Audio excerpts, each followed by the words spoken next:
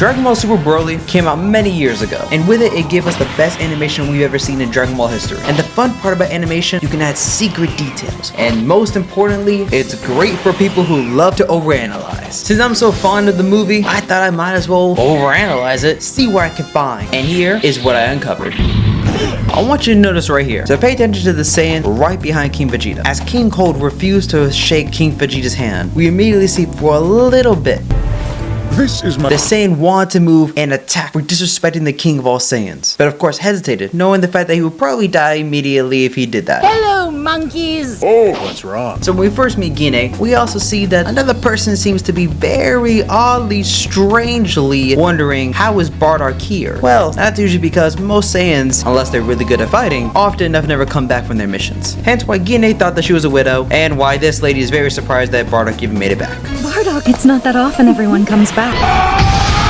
Blink if you miss a moment when Bardock is there making his last stand before he charges at what looks to be kind of a Rasengan we see right here. Looks familiar to anyone who's familiar with OG Bardock. That right there is his Riot Javelin. Damn, okay, so I can't remember where I saw this, but I know I saw this somewhere. I'm gonna need help, comment section. If anyone knows where this was taken, please let me know in the comment section below. So when you stop and see Bulma's little Apple Watch before she answers Trunks' phone, we got a little like Spotify, though it's red, so it could be YouTube Music. We got a little iTunes. We got the weather. We have the mail. And as for this little creature right here, this is probably the app they use for phone calls. What's up? So when the fight started when Dragon Ball Super Broly, with the way they move their arms, this is really this frame right here. The way that Broly is shifting his arms, going it like a wild gorilla, while Vegeta having a perfect stance ready to block the attack. Another amazing detail, whilst Broly is trying to charge, going towards Vegeta, before Broly even had time to react to Vegeta, Broly was still thinking that Vegeta was in the same place, so then Vegeta, appearing out of nowhere, gives Broly a very shocking experience to say the least. Ooh. In this specific frame, this is where the tide of the battle turns for Super Vegeta. Vegeta is on the defensive, and with every single clash that happens, the spark of a yellow Super Saiyan aura erupts. Well, you can even see here a little spark, as if he was going so fast. The same speed you use when you are a spaceship is the same speed that Broly is going at right now after Vegeta punched him. Now this blatant expression for Vegeta in the Super Saiyan God form, I only show it to you because I'm just impressed with every single frame of this movie. That ass though. So again, another blink and you miss it. You think Broly is just doing a regular ki blast, but for a couple frames, the light goes black. The only thing you see are the colors that you need to see.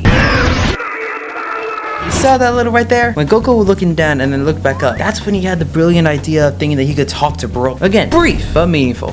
Just trust me.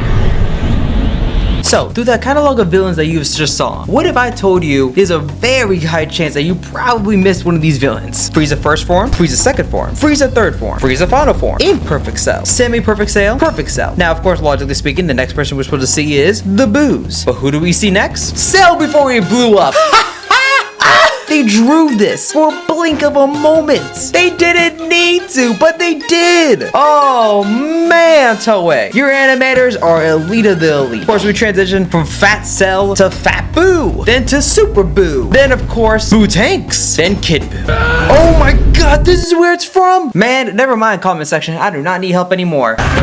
So this is not really a new fact, but this is just a fact that everyone already knows. The little hint of Ultra Instinct. Whew, I screamed when I saw that. Goku cannot stop biting people.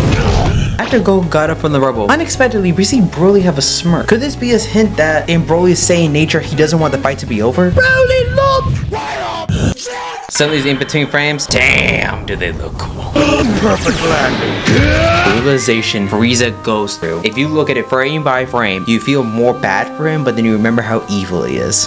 Another one. Again, damn. Not fair! If you look at these frame by frame, when Whis is fighting Broly, fighting in quotations, you can already see Broly is charging up his next attack, but before Broly even has time to think about his next attack, Whis is already in the move. Look at this. Broly is literally not moving at all, yet Whis is able to move freely. And this is where Gogeta usually pops in, you know, for its transmission. So what does Whis do? Immediately moves out of the way, knowing Gogeta was coming in. Go! Something you wouldn't expect to see. Gogeta headbutting Broly. And if I were you to think Gogeta only uses fists and his legs, oh no. You got that good headbutt in. This might be one of the few times you might actually see Gogeta feeling pain. And it's only because he's in the Super Saiyan state.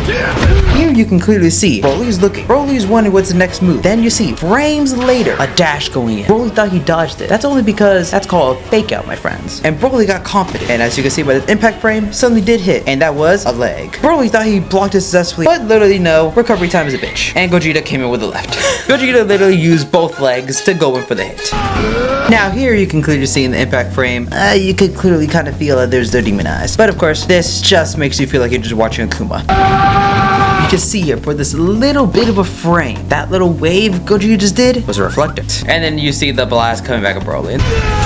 I first wondered why Gogeta was smiling after doing that, because he knows that Broly wasn't finished. Then it occurred to me, Gogeta must have been happy because once he threw the Soul Punisher to see if someone is evil. If Broly died immediately after the Soul Punisher, then Broly was evil to the core. However though, since Broly survived and that Gogeta knows that he survived, that's why Gogeta here is like, After Gogeta decided that he wants to finish his battle off, Gogeta immediately goes for the finishing move. Broly, immediately realizing that his life is in threat, says, shit, I need to do something. I'm gonna throw a Hail Mary. So that's what he does. Throwing a fist, hoping it was gonna do something. As you clearly see, winding up. But then Gogeta, like the chat he is, I originally thought he blocked with his aura. Turns out, as we see, Gogeta met his fist, and then they had a little collision, boom, separating the two, causing the aura to split apart.